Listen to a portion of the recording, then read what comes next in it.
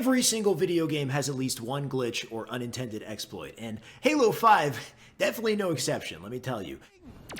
Okay. Wow. Now, normally, the most problematic glitches are removed with a patch after launch. If you take Halo 5, bring it back to 2016, there were several big glitches in the game that were removed. For example, first there was that super slide technique where if you perfectly time a thrust slide at the top of a downward ramp, you would launch your Spartan across the map, which honestly, this was a ton of fun to do, and I miss it kinda, but it was horribly unbalanced for multiplayer, so they patched it.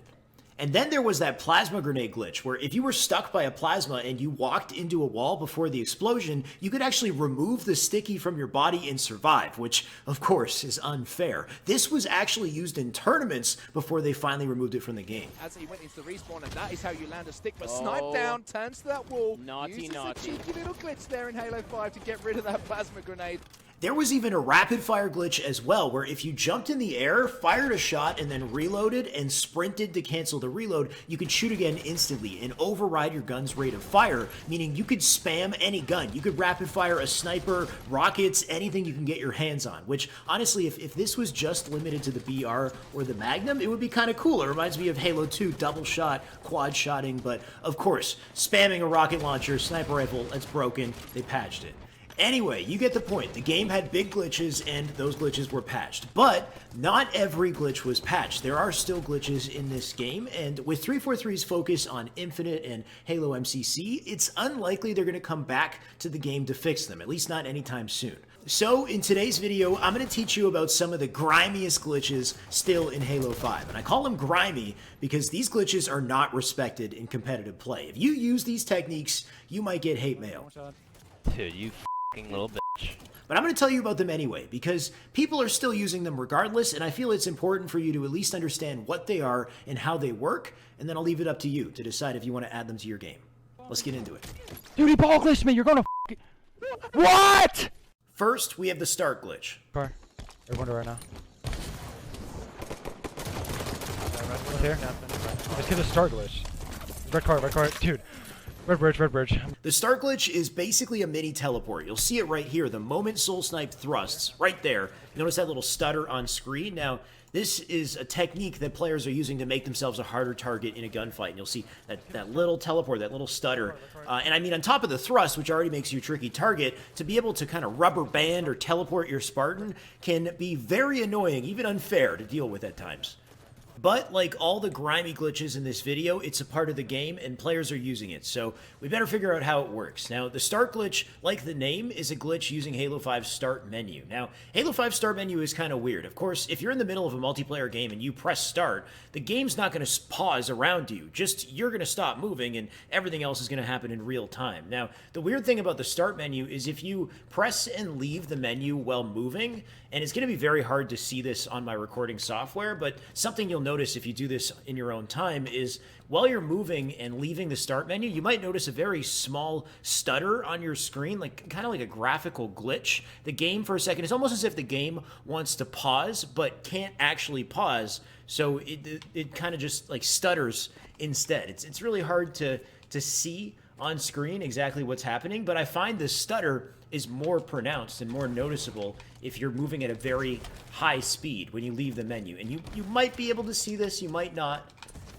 But the moment I leave that menu, you'll notice this graphical stutter kind of appear on screen. And the faster I'm moving, the more pronounced that stutter is. And that essentially is a start glitch. On my POV, it doesn't look like much, but to my opponent, it could end up looking something like this. You'll notice the stutter right after the thrust slide there, and this is enough of a movement, this little rubber band, I'd say is enough of a movement to make you miss a shot or second guess yourself when you're shooting an opponent, so it can be pretty difficult to deal with, and it's the most powerful, I find, when your opponent is moving quickly, so coming out of a thrust slide. Shout out to Bubba, by the way. He's the one in this video. Not only did he help me perform these techniques, he also has a great YouTube channel with hundreds of Halo 5 jumps. I've linked his channel in the description. I'm sure some of these jumps you've never heard of. I highly recommend you check him out, but he's helping me here, of course. He's going to try to do it in the middle of regular thrusts and regular movement as well, and you'll notice as he does a thrust to the right, you'll see that tiny stutter where he kind of pauses for a second, but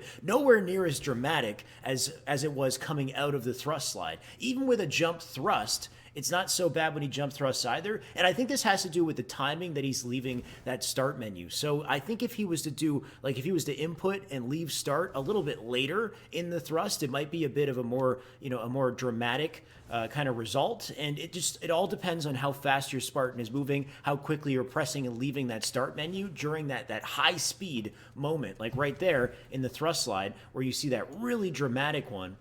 And that's how you get the best results. So you're pressing and leaving the start menu the moment you're moving at the fastest possible speed. So a thrust slide is a great way to do it. Right here, what he's going to try to do is hit one out of a super slide technique where you sprint, jump, thrust, land, and slide on a ramp.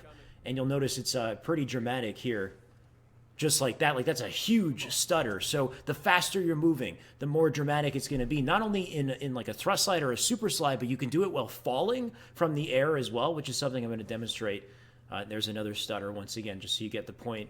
Here we go. He's going to jump out this window, and the first time he jumps, he hits start kind of early in the jump, so he doesn't have a lot of momentum built up, so you don't really see anything. It's very minor. The second time, though, he waits to hit start right before hitting the floor, has way more momentum built up, so the result is more dramatic.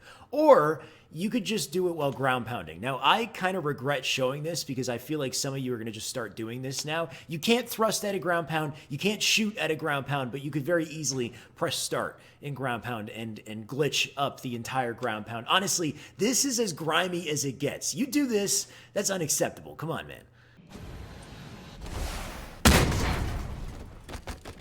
Before we move on, if you want the best results with this technique and you're having difficulties entering and leaving start quickly, double tapping start is one way to enter and leave the menu. You can also try start and then A button, or you can do start and then B button to enter and leave the menu. This is easier for me because I have paddle buttons on the bottom of my controller, so I can very quickly hit start A and enter and leave menu. I don't have to double tap start, so my right thumb can get back to the right stick faster, which is one of the main risks associated with using this technique, is your right thumb has to leave the right stick to hit the start button. Notice how you can't spam the menu either.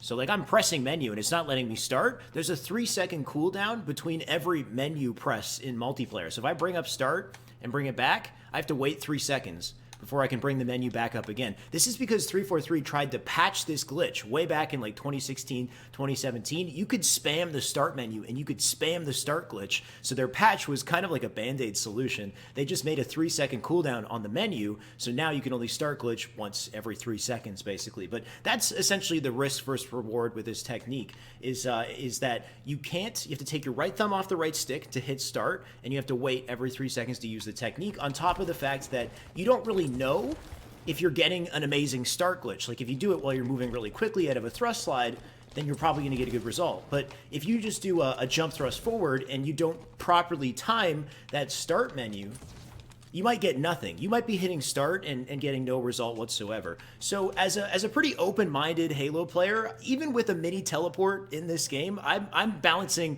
I'm assessing the risk versus reward and trying to see whether or not I think, this could work in this game. And overall, I think the biggest issue with this technique is just how unpredictable it is. I don't know if this is more aggressive with bad internet connection. I can only imagine if you have like a worse internet and you're using start glitch while moving at a high speed, that rubber band is probably going to be way larger.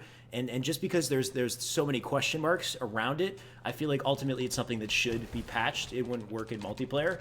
But you guys know me. I'm a fan of anything that takes skill, that adds to the depth of the game, that has a good balance of risk versus reward. But for this technique, it's too unpredictable. So I think it should be patched. But of course, that's up to 343. We don't control that. It's just good to know how it works.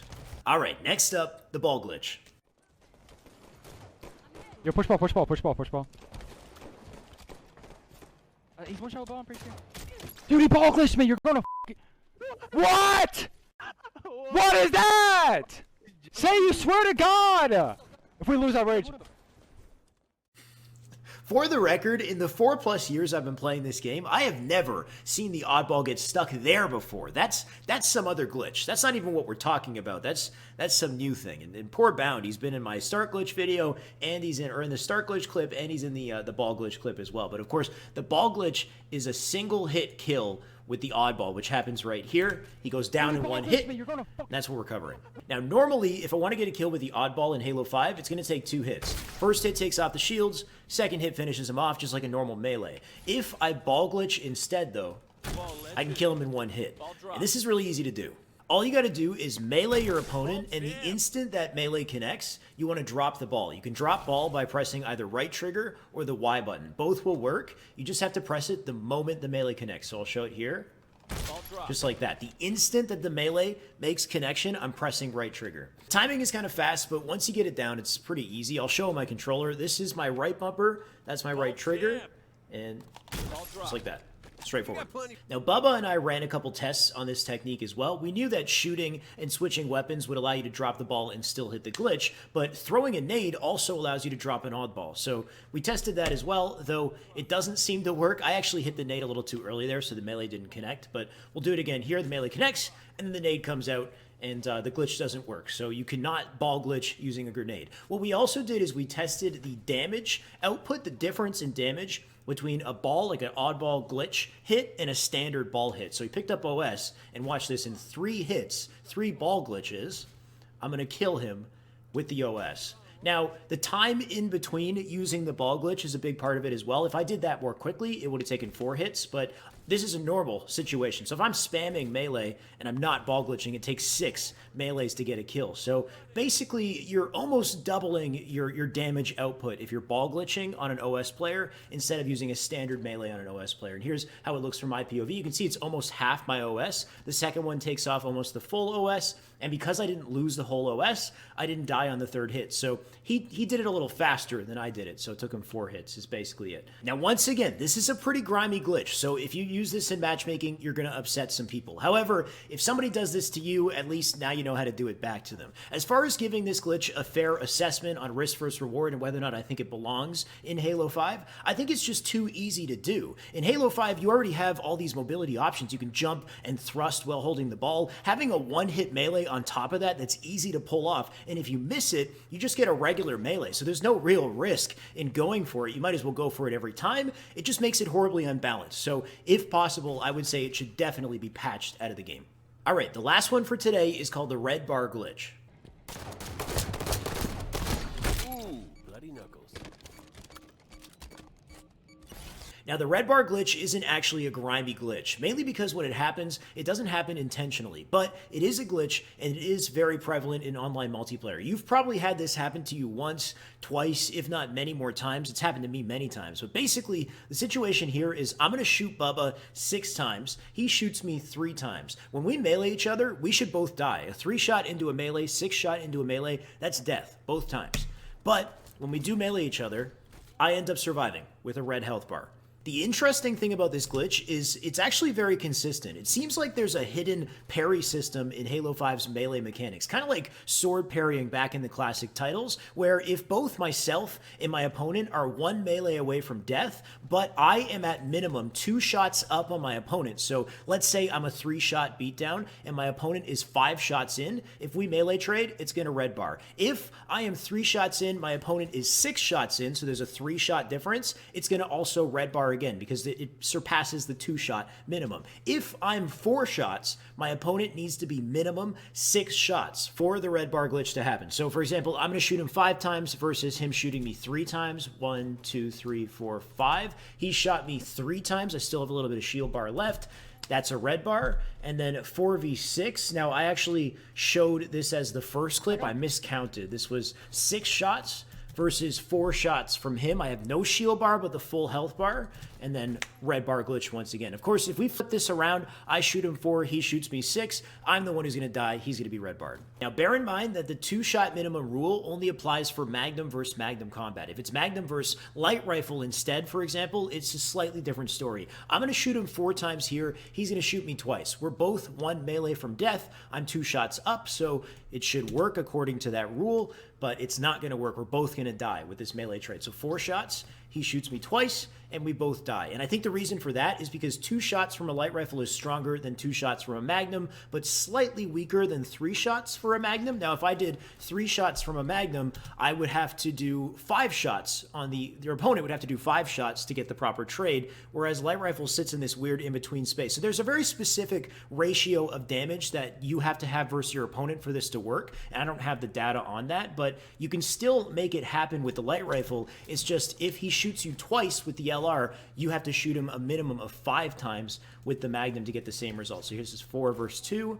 And then the second time we try it, he's going to shoot me twice with the LR. I'm going to shoot him 5 times with the Magnum, and then we'll get the red bar. So 1, 2, 3, 4, 5, red bar versus 2 shots in light rifle. As far as my thoughts on the balance of this glitch and whether or not I think it should stay in the game, now that I know how it works, I actually don't mind it so much. It kind of makes sense that if I'm 1 bullet from death and my opponent is only 3 shots in, then my opponent kind of deserves to survive more from that melee trade than I do. And now that I know how it works, I also know how to look out for it too. I know when it's going to happen. When it does happen, I understand why it happens, so I don't mind it too much. What do you guys think? Not only that, what do you think of the start glitch and the ball glitch as well? Should they be patched from the game? Now that the Pro Series has started, should these glitches be banned in some way? If somebody does a start glitch or a ball glitch, should they face some form of punishment? What should that be? Is that already happening? I know in the past, the ball glitch for Halo 3 was banned in the rules. I wouldn't be surprised if that's the same for Halo 5. And if there are any other glitches that you know about that you want to talk about, feel free to let me know in the comments below. That's everything for today's video. Hopefully you guys enjoyed. If you did,